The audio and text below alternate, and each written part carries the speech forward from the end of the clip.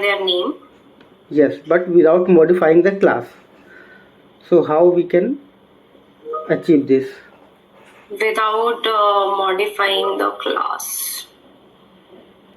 And are there any other parameters in the class also? Yes, there are. Apart from name, there could be multiple. Employee name, address, employee ID. Okay. So we can make use of comparator for that. So we have compare to method in the comparator, so we can make use of collections.sort and whatever the employee list we are having, and then we can create our own comparator definition by overriding the compare to method. Okay, fine. Okay, so out of runnable and callable, okay, what is the use of these? Like in which case we'll use runnable and callable? So runnable and callable both are functional interfaces, and out of which runnable do not have return type. And callable have return type. So wherever we are having requirement that we need to have a return type somewhere, we go for callable. And also callable allows us to specify the type of result that will be returned by the call method. And runnable make use of run method that doesn't return anything. Okay. So how you are managing exception in your project? I mean, how you are catching and what is the role? So basically, if we are to manage the global exception, we are doing it with the help of control advice, where we are making use of annotation exception handler, and we are handling exception there. So just in case if we want to handle custom exception, then also we can provide our custom exception in the exception handler, and we can handle it likewise. Okay, fine. So what's the difference between checked and unchecked exception? So checked and unchecked exceptions are those exceptions which are checked at the compile time, and unchecked exceptions are those exceptions that are checked at the runtime. So when I'm saying compile time checked exceptions, these are those exceptions that comes when we write program and we are compiling our program. For example, file not found, input output exception. And runtime exceptions are those exceptions that comes after running the program. So there are many exceptions, like if array index is out of bound, null pointer exception. So all these exceptions comes at the runtime, and that is why it is called as unchecked exceptions. Okay. What is deep cloning or shallow cloning? Okay, so deep cloning is basically a copy of all the elements of the original object. So changes made to the original object will not be reflected in the copy. So suppose if we want to deep clone an object, we will make a copy of it, and whatever changes are to be made, it will be made in the copy of that object. Okay, fine. Suppose if I have to give example, I can give it like that. If I have a test object, in test object I have three attributes, A, B and C. A is having suppose name, salary and address. And so what I will do, I will create a copy of this particular object, and whatever manipulation I need to do, I will do in that particular object. So yeah. Okay. Have you worked on have you used the Java 8 features? Yes. What are the features that you have used? So Java 8 features are like default and static method in the interfaces. We have lambda expressions, functional interfaces got introduced in Java 8. And apart from that, local date and time API has also been improved. Default method got introduced. So what is the use of consumer interface? Consumer interface are basically used to provide a type of object. Suppose let me give you an example. With consumer, we use angular bracket and we provide capital T, which is basically the type. So it represents an operation that accepts a single input argument and returns no result. So it will always take single input argument and it will return no result. And consumer is basically expected to operate via side effects. So basically accept object. Okay. Unlike the supplier will supply data without consuming any data. Okay. Fine.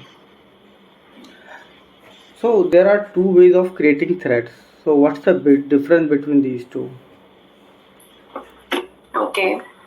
So first is like we can create thread using thread class, like extend syntax, and this gives us the constructors and method for creating or operating on thread. And second is like we can implement by our enable interface. Okay, yeah, there are two ways, but what's the difference? In which scenario, which one will be preferred? So like if we are creating a new thread, so if it is in new state, we generally go by implementing the runnable interface. Okay. Because at that particular point of time, thread has not yet started running. Yeah. Okay. What is hash collision? Sorry, hash collision. Collision, yes. So hash collision is basically when two objects are having same hash code, and the compiler gets confused to which one to refer to. Like when one or more hash values compete with a single hash table, so collision occurs. So if we want to resolve this, we always search for the next available empty slot to assign that current hash value to it. So like we have most common methods are like open addressing, chaining, probabilistic hashing. Okay. What is solid principle? Sorry?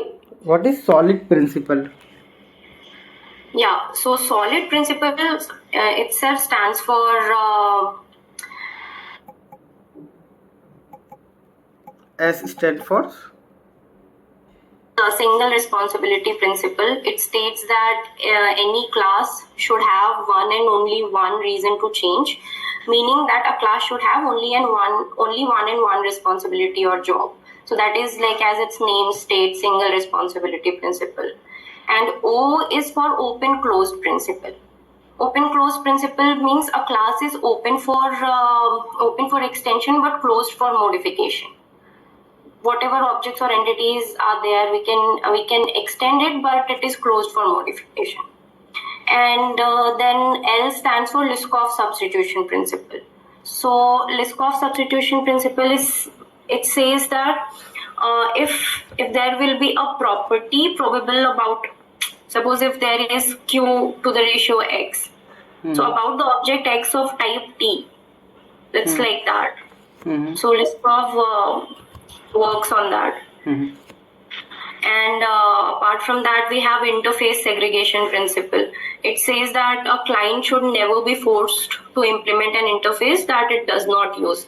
Suppose if a client is not, if an interface is having two methods, suppose two method, abstract method exposed to the robot interface as well. So now this interface segregation principle states that if robot doesn't eat, why do that particular interface, or why do the robot should see eat method? So for that interface segregation principle happen, we will create two different interface, eatable and workable, and as per the need in human, we will have both the interface eatable and workable. And in the robot, we will have eatable and workable. So that's the easiest way to segregate the interfaces. Okay. So you have worked on Spring Boot as well. So Yes. which version of Spring Boot you worked on? It's 3 point something, yeah. 3 point something, 3x. Yeah, 0.1 or something. Okay. And okay, so suppose I want to create a new project of Spring Okay. Boot. So how we can do this? Create like New project, brand new project. I want to create a Spring Boot create a brand new project in Spring Boot. Right. Okay. So what you will do, you'll go to the I use IntelliJ. So I'll go to the IntelliJ and we'll go to the file menu and we'll create the new project. And in the new project wizard, we'll select Spring Boot application, and that will create it. Okay. What are the scopes of a Spring Bean? What are the various scope of the Spring Beans? Right. So Spring, it have different scope as singleton, prototype, request, request session. Okay. What is the use of @qualifier annotation?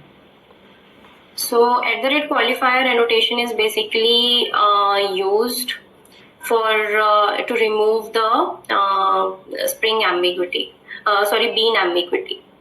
So if there is any bean ambiguity problem where a bean is declared multiple times, then along with the @autowire, we use @qualifier.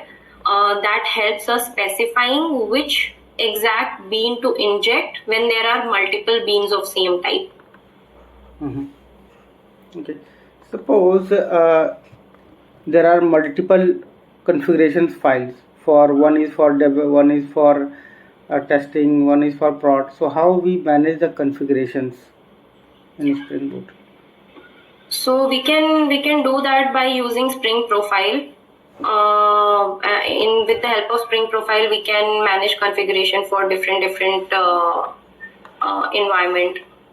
And also we can do the version control. Like we can use Git and other system to segregate the different environment.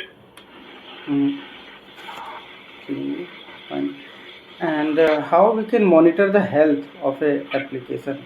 For that, we can use Spring Actuator. It provides many production ready features, like it provides health checks, it provides HTTP hits, and also it provides metrics also. So yeah, we can use Spring Actuator. We have a dependency that we can add in the form, Spring Boot Starter Actuator. We'll add and we'll get the related dependency and package of the actuator, and then we can make use of it. Okay, perfect.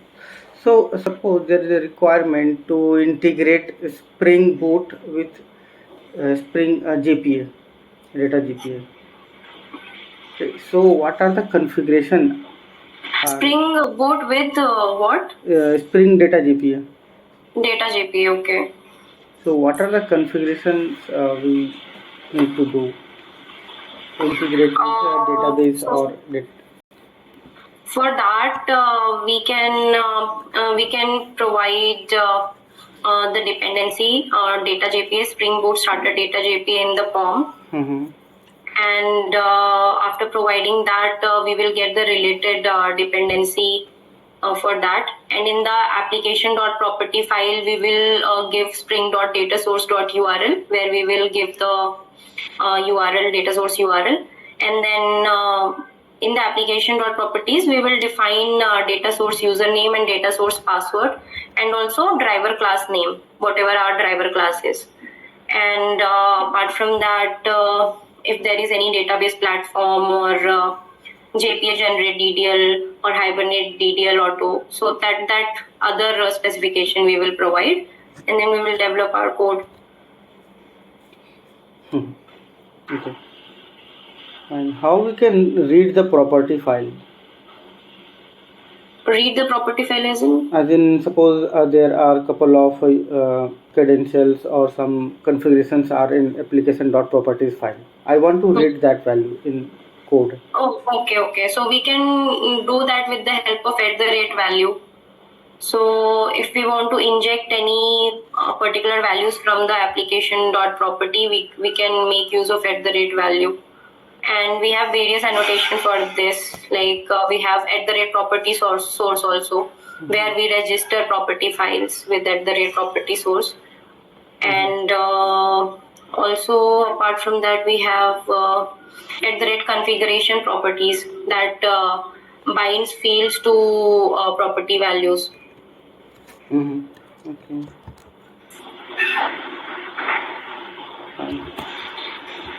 Is that it, or do you want to suppose? Yes. Or do you want me to explain more? No, that's fine. Okay, so as you have also worked on microservices, okay, so was it a new microservice you created, or you are No, it working was a on? monolithic application, and we migrated from monolithic to microservice. Okay, so what was the need of this migration? Monolithic. So microservices provide many advantages over monolithic application. First of it is that every services can be developed and deployed independently, and it provides fault isolation feature also. So suppose if one service is down, it will not affect any other service. It offers polyglot persistence also, where each service can be developed using different technologies, and also we can have different data storage solution for each particular service. But in monolithic application, what happens, there was a centralized database, and if any particular things break inside that particular monolithic application, the whole application needs to be deployed. Fault isolation was really low, scalability was really low, and it was very tight coupled.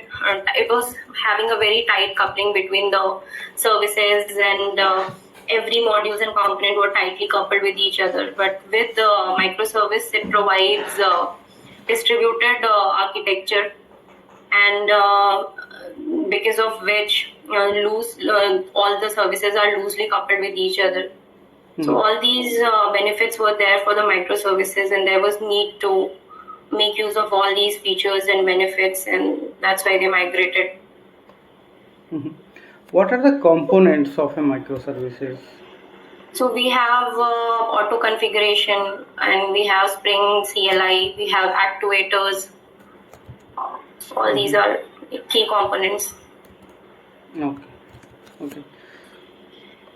So suppose how the communication happens between two microservices? So there are two types of communications in microservices: synchronous and asynchronous. So all the synchronous communication in microservices happens via HTTP or gRPC, and all the asynchronous sort of communication happens via messaging services like Kafka, RabbitMQ. So have you also got chance to work on event-driven Kafka, RabbitMQ configured, or? Yes, I worked in Kafka, but it was one and a half year back. Okay.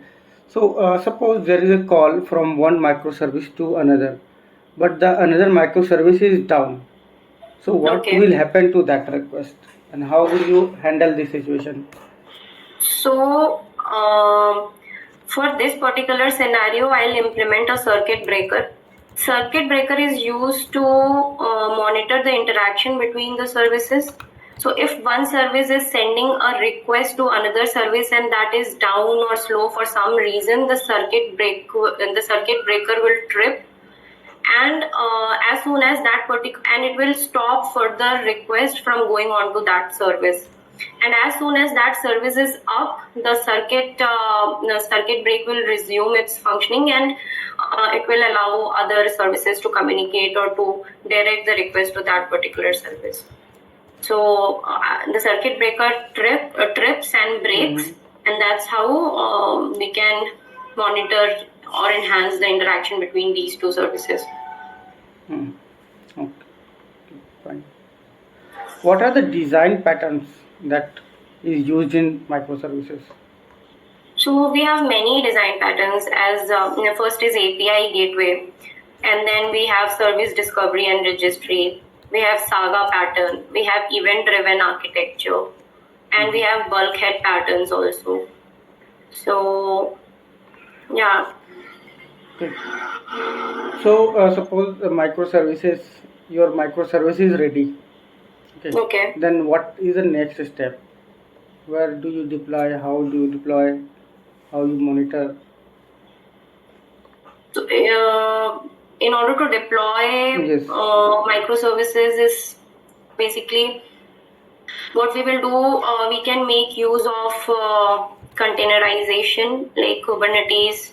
Like we can create the container and then we can deploy those container via Docker and Kubernetes. So likewise we can deploy. So And how also the it depends where you want to deploy your microservices. Like you want to deploy that microservices on AWS or you want to deploy in containers. So what method you are choosing, it also depend on that. So what's the relationship between Docker and Kubernetes? Sorry, Docker. What's the relationship or how they are related, Docker and Kubernetes?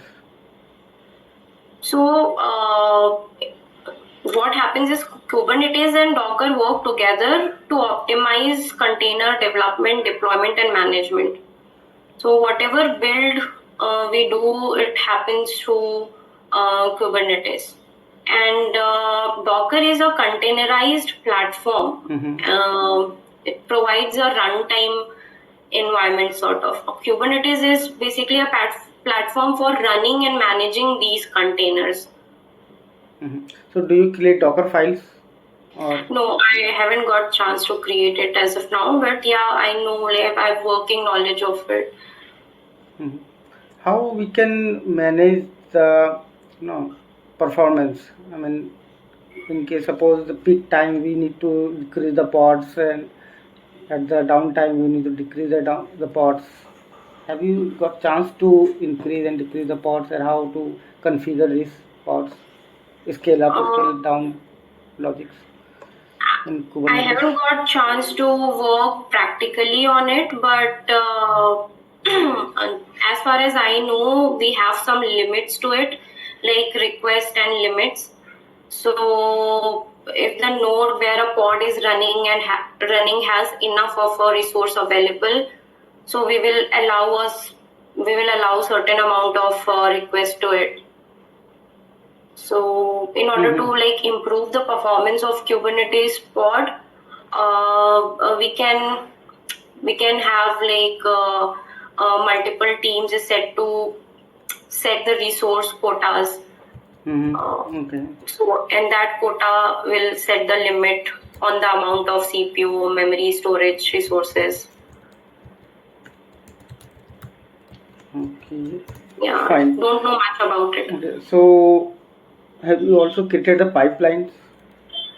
No. Okay. So you just have the already ready pipeline and you just trigger that Yes. pipeline. Yes, there was a separate DevOps teams that was handling that. Okay. Fine. Fine. So do you also perform Sonar Cube? Yes, Code Sonar coverage? Cube for code coverage we are using. And we have set a minimum criteria that 85% of the code coverage should come as clean, and then only it will pass the further stages for the deployments. So yeah, we have the Sonar code coverage. Okay, so are you using Jenkins pipeline or another? Yeah, in current project they are using Jenkins. Jenkins. Okay. Fine. So how we can write the unit test for a private method? Sorry, can you repeat the question? How we can write the JUnit for a private method? Private method. Or have you used Mockito? Yes, I have used. So what is In which scenario you used Mockito? Mockito is basically we use to mock this if we have service layer involved, if we have JPA layer involved. So for that we can mock the service layer and JPA layer using Mockito. It provides @mock annotation. So.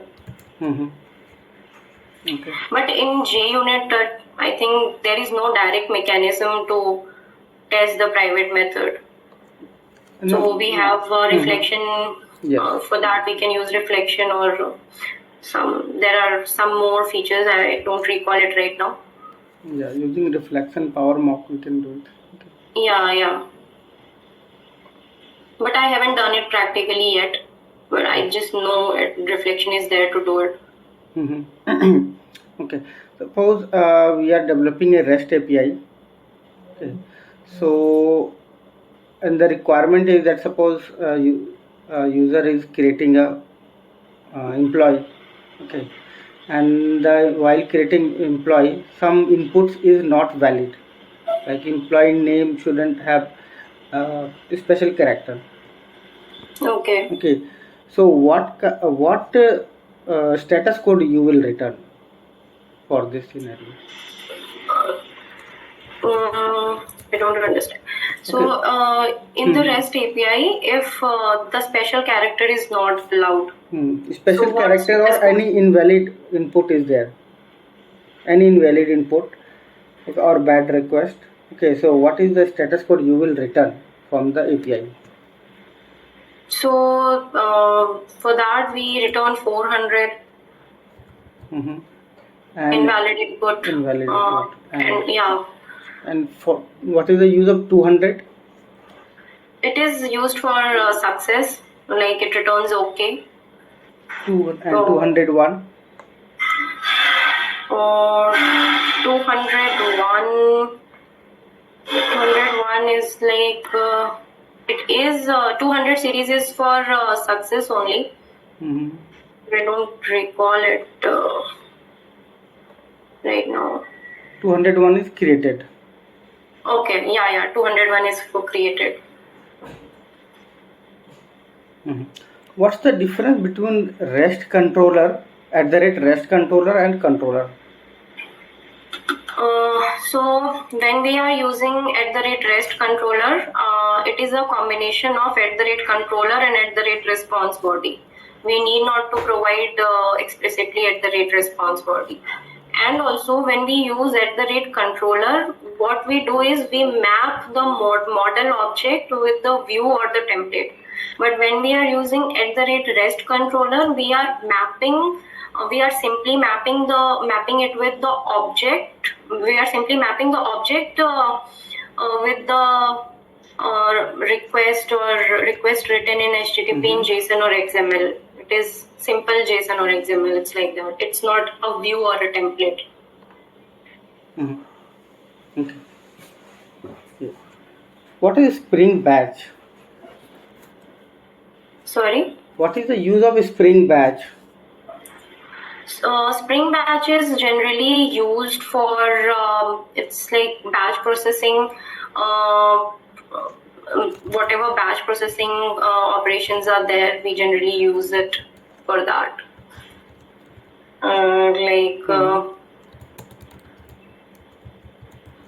I don't have much idea about the batch because I haven't worked practically on it. But basically, whatever the basic batch iteration is there, for that generic purpose, we use Spring Batch, database related stuff. Okay. Fine. What is the use of component scan? Component scan is basically used to scan the beans and package declarations at the time of the application initialization. So whatever the component of your application is there, as soon as the Spring application initializes, @component scan will scan it. Suppose I want to ignore any of class, any configuration class I want to ignore, that shouldn't be part of the scanning. How So we you can give it in the bracket exclude and the name of the class. Mhm.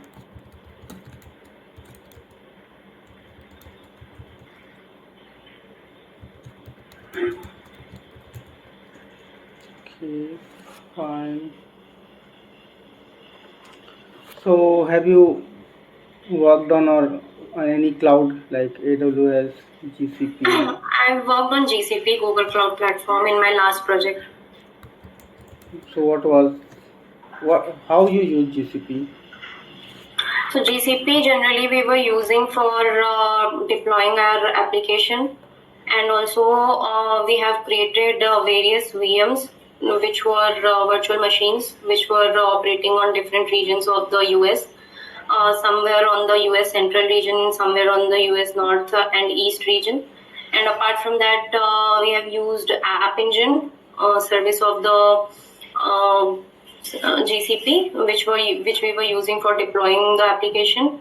And apart from that, got the chance to work on Google Cloud PubSub, where we were publishing messages from one application on topic, and it was getting subscribed by another underlying subsystem that we were not handling. So we have used PubSub also. And apart from that, BigQuery and Cloud Functions we have used. BigQuery I haven't directly worked. Some of my team member worked on it, but yeah, I have a working knowledge on it. Mm-hmm. Okay, fine, fine. So how you are managing security in your application? Security, like it was a Spring Boot application, so we were managing it by basic authentication for all HTTP endpoints. We have OAuth, we have JWT tokens. So with the help of that, and we are using HTTPS, like secure endpoint. Mm-hmm. So suppose you are using JWT. So how Right. you are encrypting and decrypting? How you are and how you are doing? So for that, what we will do, we will generally create a Spring Boot project, and we will add the dependency for it. We have a Spring Boot starter security dependency, and then we will configure the Spring security. And after configuring that, wherever we want to use, we will create a JWT utility class. Mm-hmm. In that JWT utility class, we will have a method called generate token and extract username. So generate token will make use of jwt.builder, and with the help of that, we will generate. This method will help us in generating the tokens, and that token will be valid per request. And we will create an endpoint. Suppose I've created a post mapping on login. Mm-hmm. So in the request body, we have given login request, and over there we are generating token. So we will make this JWT util.generate token, and in that generate token, we will extract the username from the request, and we will return the token. So that's how we will authenticate the user. And if the user is authenticated, we will generate a JWT token. Mm-hmm. And also we can do it like in my current project, it is happening role based. So whatever role that user is having, on the basis of that, also role based authorization has also been done. So for that, we are using @secured annotation. Mm-hmm. Okay. So in a distributed environment, how we trace the logs? Log. Like Like in logging logging microservices. Right.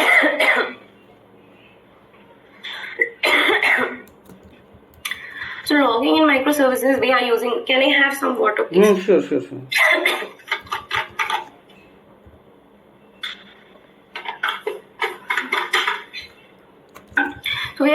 we can generally use log4j for that particular purpose. Or in the Spring Boot, we generally use log4j, but in microservices, we are right now we are having a platform where we go and we check the logs like elk, and there are some other platforms that is there.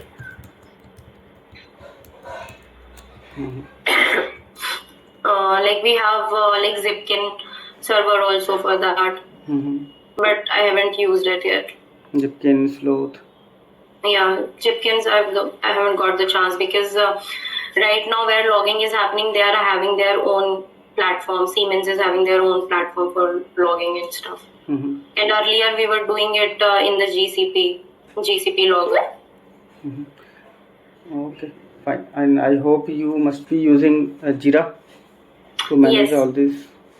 Jira and Bitbucket also. Okay. Okay, fine.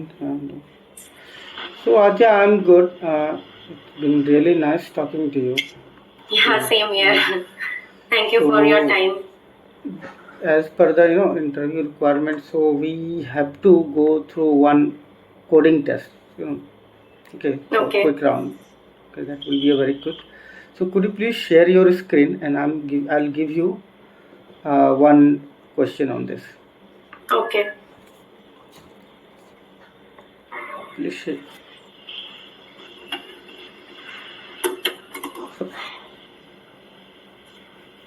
Open Notepad, yes. So the requirement is, suppose string s equals to Java.